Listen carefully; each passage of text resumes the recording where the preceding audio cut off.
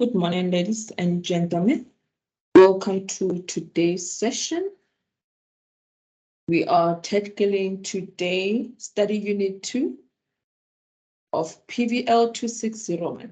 My name is Molebogang Sierani, and I'm your lecturer for family law, and we will be conducting actually picking up from the last session that we had, session on the legal requirements of a valid marriage. In the previous study unit, we learned about the non-compliance with certain legal requirements to a civil marriage that renders a marriage void, and that non-compliance with the legal requirements of a civil marriage rendered a marriage voidable. So in this study unit,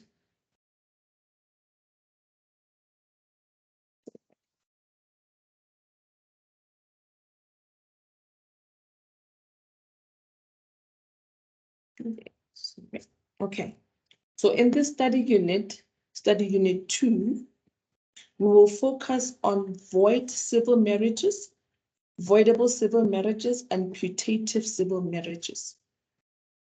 So what is a void civil marriage? Remember, in the previous study unit, we talked about the legal requirements to a valid marriage, and there were certain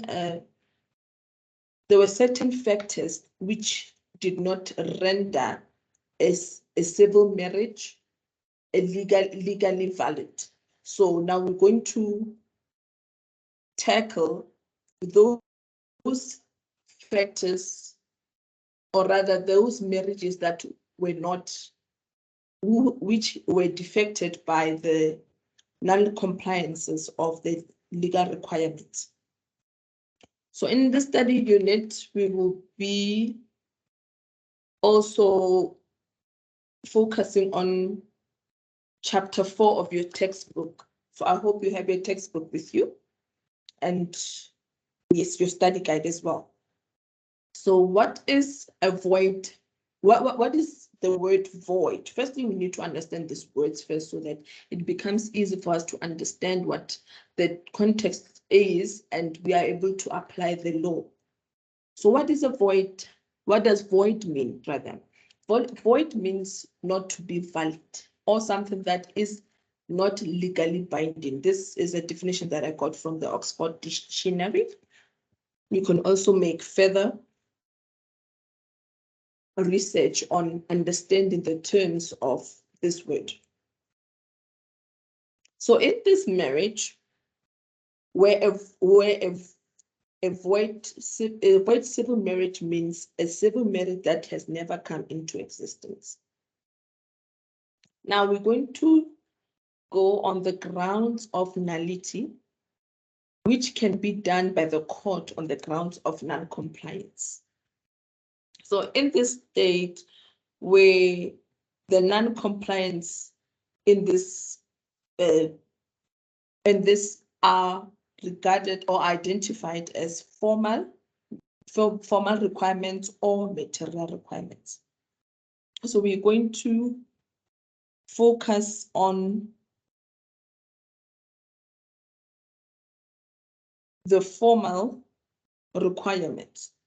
But before I do, in the case of, there's a case of ex parte dom, which we did in the previous study unit on the solemnization of the civil marriage, where it was held in the garden, where the marriage was held in the garden instead of a church or a building used for religious services, or a public office or private dwelling house with open doors, which did not render the marriage void.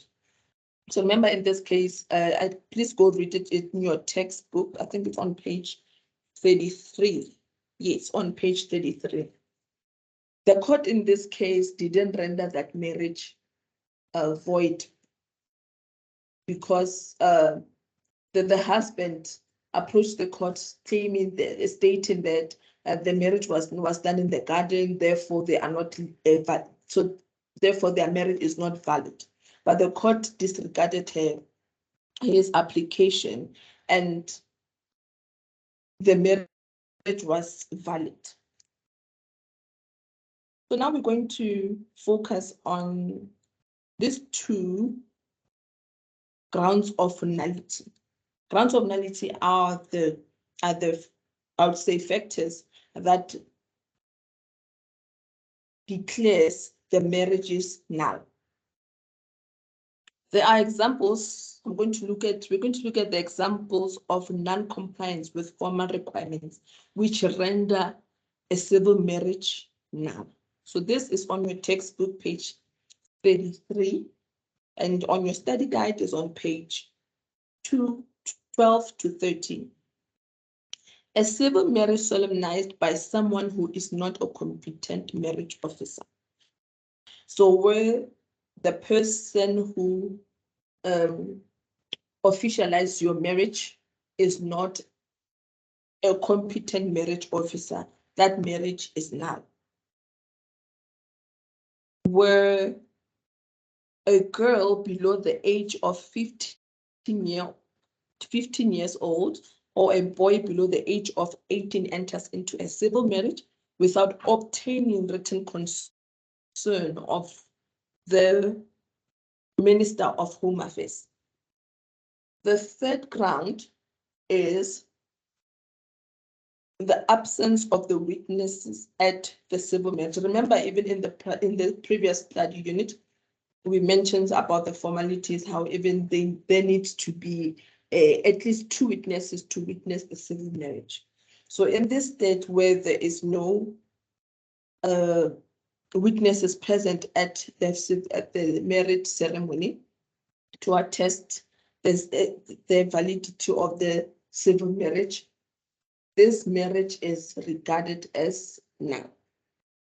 So we're going to move forward to our second ground, which is material requirements. So the material requirements in this manner, it means firstly the parties where the parties of the marriage are same sex. Remember, in a civil marriage, the definition that the definition that is provided in our textbook is that the marriage is monogamous and that it's of 2 opposite sex. So the 2 parties must be of the opposite sex. So where the marriage is of where the parties to civil marriage are of the same sex, that is required a material that's a material requirement which falls as a non-compliance with the requirements to a civil marriage. The second material requirement is where one of the parties is already a party to another civil marriage, a customary marriage, or a civil union with someone else.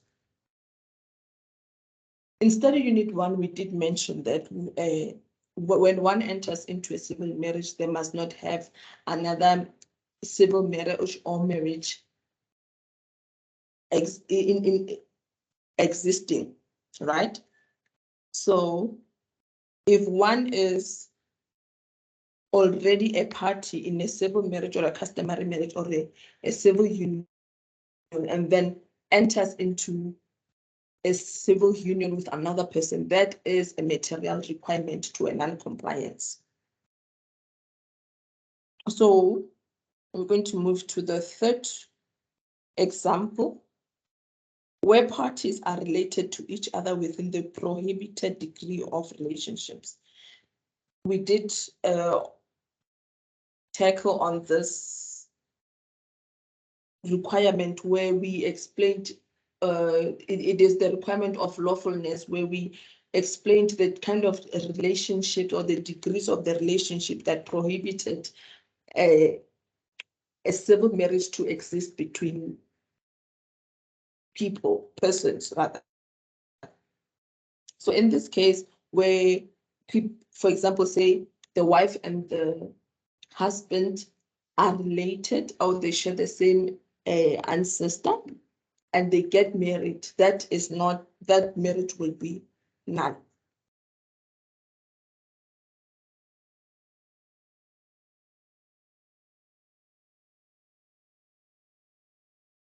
So on the fourth requirement, the fourth example rather, to identify the material requirements, where a party is below puberty.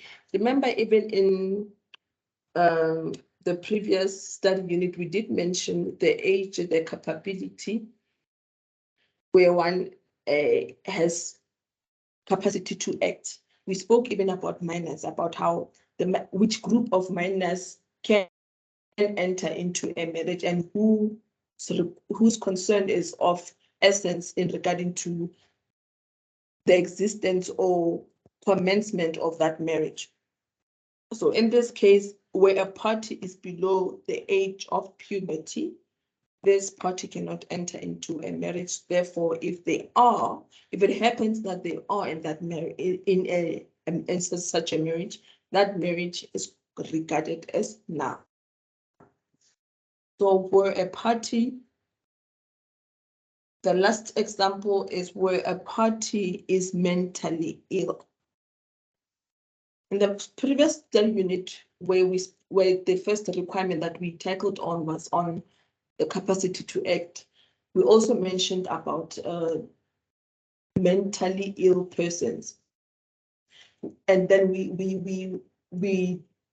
I mentioned that mentally ill persons, depending on the satisfaction of the court of the status or of the improvement or the rehabilitation of that person can enter into a civil marriage. However, whereby there is no progress and the person is really not in a good state, rather, to be in any marriage or in this kind of institution, that marriage is regarded as null. So now we're going to move on to the consequences of a valid marriage.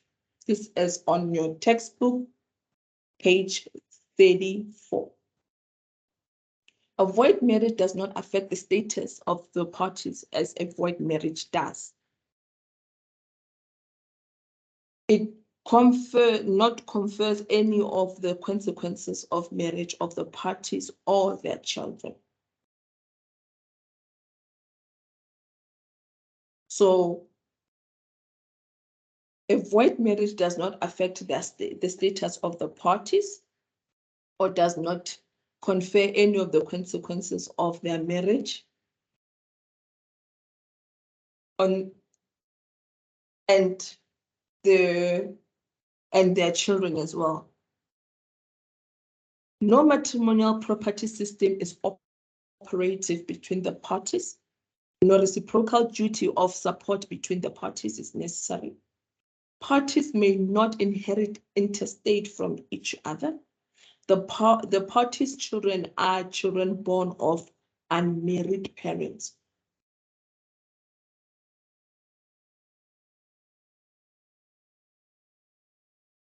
The nullity of the marriage is absolute. Either of the parties or an interested third party may raise it and may also be raised even after the death of the parties.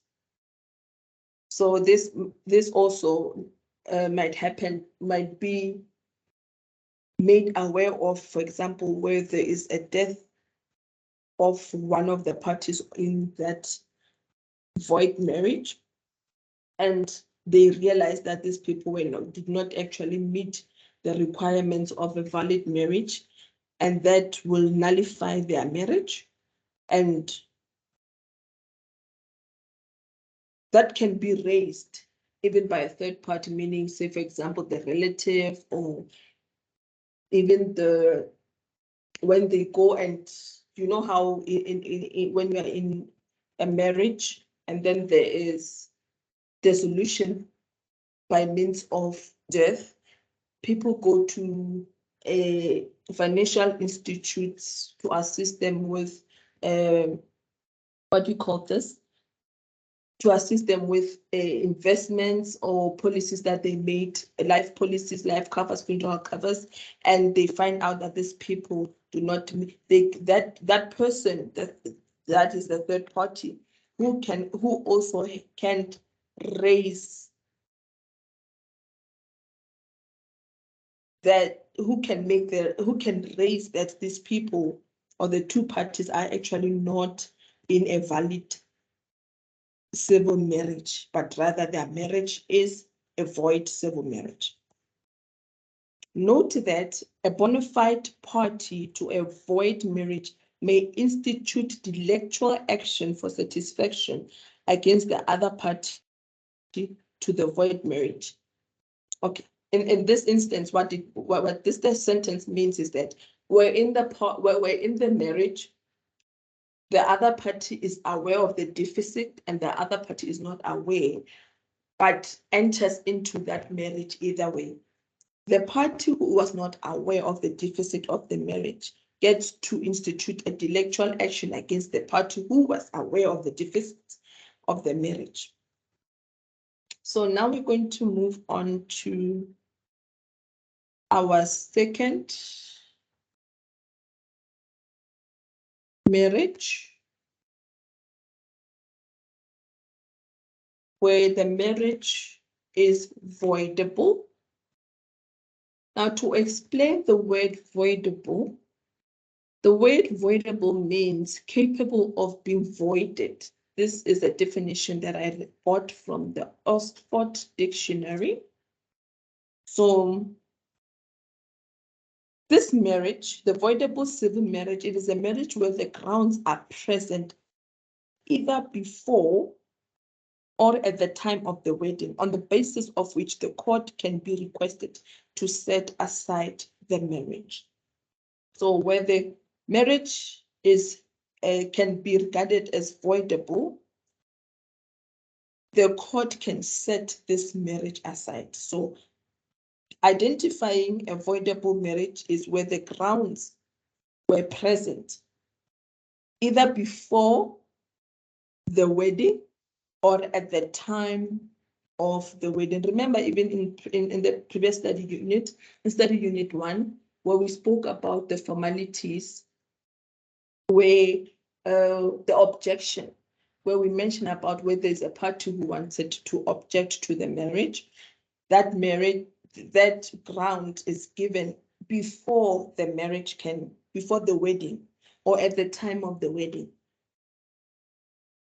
So now we're going to tackle the grounds for setting aside a voidable marriage when one or more circumstances are present. So this is on your textbook, page 34. This is on your textbook on page 34.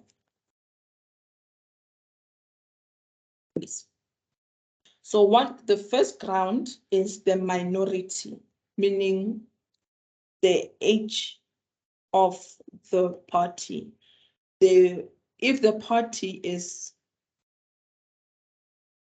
a minor and does not meet according to the requirements the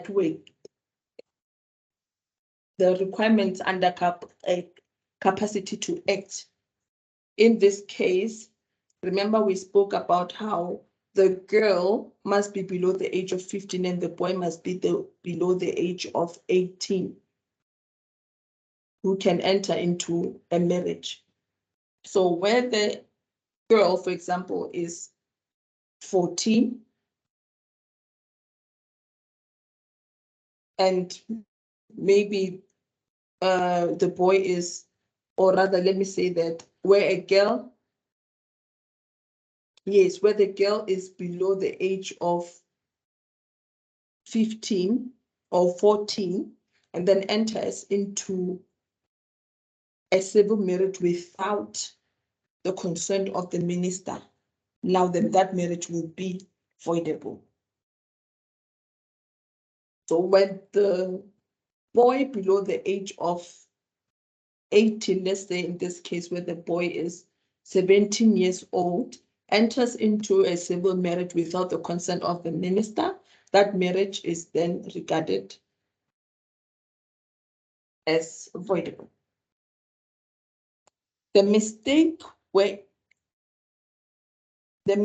excludes the consensus of the parties, where you identify duress. We did tackle duress in the previous study unit, what duress is, and the undue influence, which was also tackled in the previous study unit. So now, the stapram. Stapram is where a wife had extramarital sexual intercourse with a third party before the marriage, and now this wife is pregnant without her husband being aware. And then this woman is about to enter into a marriage with the husband, but not revealing the fact that she is pregnant and that the baby is not the husband. In this case, the husband may apply for an annulment of the marriage. Another ground to set aside a civil marriage voidable, it's importance. Importance is the ability to have intercourse, the inability to have intercourse, and the other party was not aware of the importance of at the time of the wedding. The other ground to set aside a marriage voidable is sterility, where the person, either the wife or the husband, is infertile or is unable to procreate. This grounds can set aside a civil marriage as voidable. So now we're going to focus on the consequences of a voidable marriage, a voidable civil marriage. A voidable civil marriage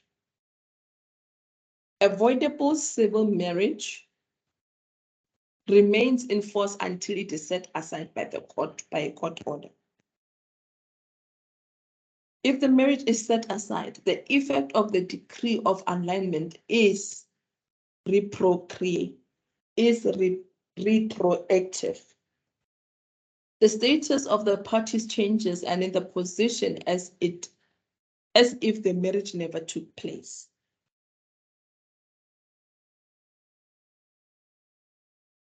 Third parties are protected because of the validity of the transactions before the annulment.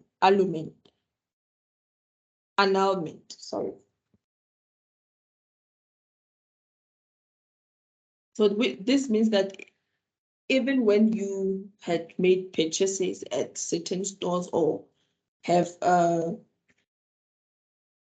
entered into contracts, the fact that your marriage now is being regarded as voidable, that protects the third party. So the fact that your marriage now is voidable does not discard or does not remove you from the contracts that you had with the third party. Rather, the third party is protected from such. Now, children born of a voidable marriage,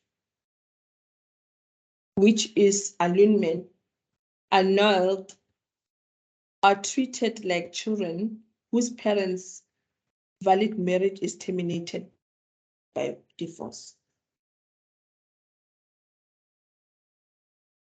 Now, these children will be now regarded as children whose parents are now divorced, which means now they have to be the drafting of the custody plan, and the parenting plan, who gets to have the children when, and what are the maintenance needs that must be maintained by both parents. Now we're going to move to putative marriages. This is the third group of marriage where non-compliance with certain legal requirements have been identified. Now, in this type of marriage, I went to the liberty of getting a definition of putative. What it means is generally considered or assumed. This is according to the Oxford Dictionary. This marriage exists when one party or both enter into a civil marriage while being unaware that there is a defect which renders the marriage void, and in good faith, they believe they are entering into a valid civil marriage. An example of that is where a couple enters into a civil marriage unaware that they are blood related. Remember, we spoke in the previous study unit of the degree of relationships, which relation, the degree, yes, the degree of relationship, which relationship prohibited marriages and which relationships promoted civil marriages. So where the parties, rather the couple, enter into the marriage and you find out maybe it's a stepbrother and a stepbrother and a stepsister, they were not aware that they are stepbrother and stepsister, that regards the marriage unlawful. And therefore, the court will regard it as a putative marriage. That will be identified as a putative marriage. The reason why I say lawful, remember, the degree of marriages is on the requirement of lawfulness. So where the lawfulness is not met, the marriage is unlawful. Therefore, the court will regard it as a putative marriage. The requirements to a putative marriage is where one is unaware of the defect which renders the marriage void. So in this case, the marriage to be regarded as putative, the requirement necessary or the requirement that must be met or identified or be satisfied with is where one, either one of the party or both of them, but in this case, one must be unaware of the deficit. So the consequences to a putative marriage exist because there is at least one bona fide party. You see how it relates to the requirement to a putative. And the court does not declare a putative marriage valid. It only declares a relationship a putative marriage. Attached to it, certain consequences from the date of the wedding until the date both parties are aware of the invalidity of their marriage. So what this means is that where one party, at least one party, is unaware and enters into that marriage in good faith, the court, however, does not declare a putative marriage valid. It only declares a relationship. So which means the relationship will be declared putative. Attached to that, meaning certain consequences from the date of the wedding until where both parties are aware that their marriage is indeed invalid.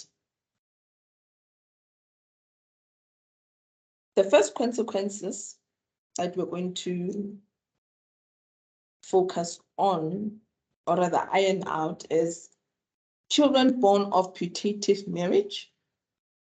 The children born of putative marriage are considered children born of married parents. If you see in voidable civil marriages, where the children are born of voidable marriages, which is annulled and treated like they are treated as children whose parents' marriage has terminated by divorce. But in this case, in a putative way that the court declares a relationship putative, the children are considered born of parents, of married parents. You see the case of Bam versus Baba. This is on page 39 of your textbook.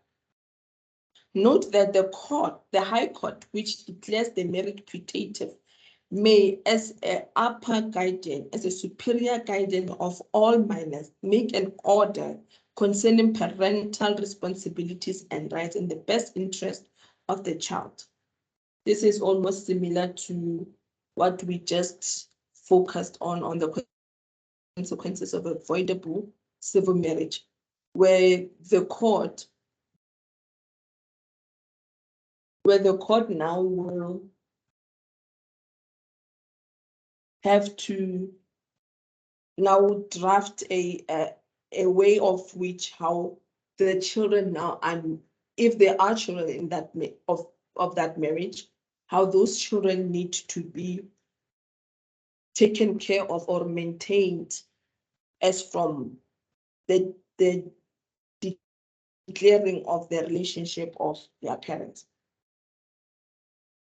The second consequence of a putative marriage is the patrimonial consequences, where both parties were bona fide, and at the time of entering into the putative marriage, the marriage was concluded without an antenuptial contract. The parties are then treated as having established a joint estate by virtue of being in a community of property, marriage, or by virtue of concluding a universal relationship. You can see this also in the case of Zulu versus Zulu. The rule here did not apply to parties to where the other party was a spouse in an existing civil marriage in a community of property. This you can also see on page 40 of your textbook. In cases where the party was mala fide, which means the party had bad intention or the party was on the wrong, they must return all the benefits they received in terms of the antenuptial contract. So now we're going to try to summarize what we have just studied, because I have come to the end of our session. Note that study unit 2, we're dealing with void marriages. Study unit 2, we are dealing with void marriages,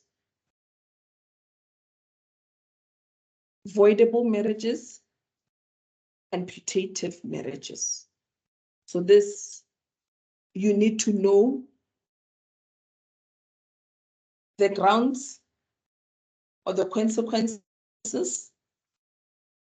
the grounds or the factors that lead the marriage to be void, voidable, or putative. You also need to know the consequences that lead to a valid, that lead to a void, voidable, and putative marriage. We have come to the end of our session. I hope everything was clear.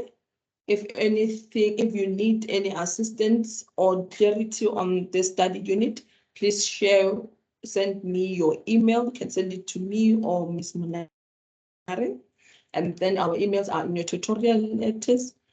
Even on the MyUnisa, there are our emails there. And then we assist you with answering of any questions that you may have regarding this study unit. Thank you very much for your time. Wish you all the best with your studies.